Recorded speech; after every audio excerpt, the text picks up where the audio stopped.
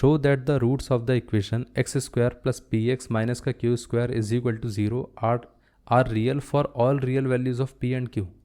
तो यहाँ पर हमें सबसे पहले क्या बताना है, क्वेश्चन नंबर 3 में बोल रखा है कि हमें ये शो करना है इस इक्वेशन का x square plus p x minus का q square is equal to zero, इसके सारे रूट्स क्या रहेंगे, रूट्स इसके क्या सारे क्या रहेंगे, रियल रहेंगे, ठीक है, for all values of p and Q. इतना क्लियर है, ये पार्ट क्लियर है। ये जो सिंबल होता है ये एक्चुअली में यूज़ किया जाता है फॉर ऑल के लिए, फॉर ऑल। इतना क्लियर है मैथमेटिक्स में। अब यहाँ पर देखिए, अगर हम कंपेयर करके देखें स्टैंडर्ड इक्वेशन के हिसाब से, तो ए की वैल्यू कितनी आ गई +1, बी की वैल्यू कितनी आ गई +5 प्लस पी, और सी की वैल्यू कितनी आ गई माइनस का क्यू स्क्वायर।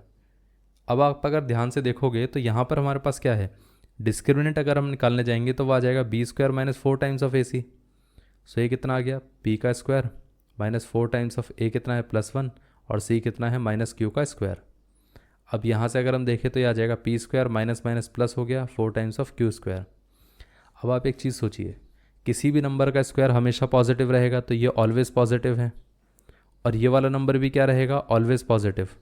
इतना क्लियर है। अब यहाँ पर इसके रूट एग्जिस्ट करेंगे कि नहीं करेंगे, हमेशा करेंगे। इसके रूट हमेशा एग्जिस्ट करेंगे चाहे कोई सी वैल्यू हो पी और क्यू की। तो यहीं से शो हो गया कि इसके रूट्स क्या करेंगे, रूट्स एग्जिस्ट करेंगे। इतना क्लियर है, रियल रूट्स हमेशा एग्जिस्ट करेंगे। ये पार्ट क्लियर हो गया। तो यही शो करना था बस, मतलब ये दिखाना था कि डी की वैल्यू क्या है, हमेशा यहाँ पर greater than equal to zero, और greater than equal to zero रहेगा तो इसके रूट एग्जिस्ट करेंगे। अब ध्यान रखना, इक्वल टू ज़ीरो भी हो सकता है अगर पी और क्यू दोनों ज़ीरो रहें तो, और इसमें कोई कंडीशन नहीं दे रखी है कि पी और क्यू ज़ीरो नहीं हो सकते हैं, इसलिए हम ये बोलेंगे कि ग्रेटर देन और इक्वल टू ज़ीरो। इतना क्लियर है, सिर्फ ग्रेटर देन ज़ीरो नहीं बोलेंगे हम इधर। ये पार्ट क्लियर हो गया।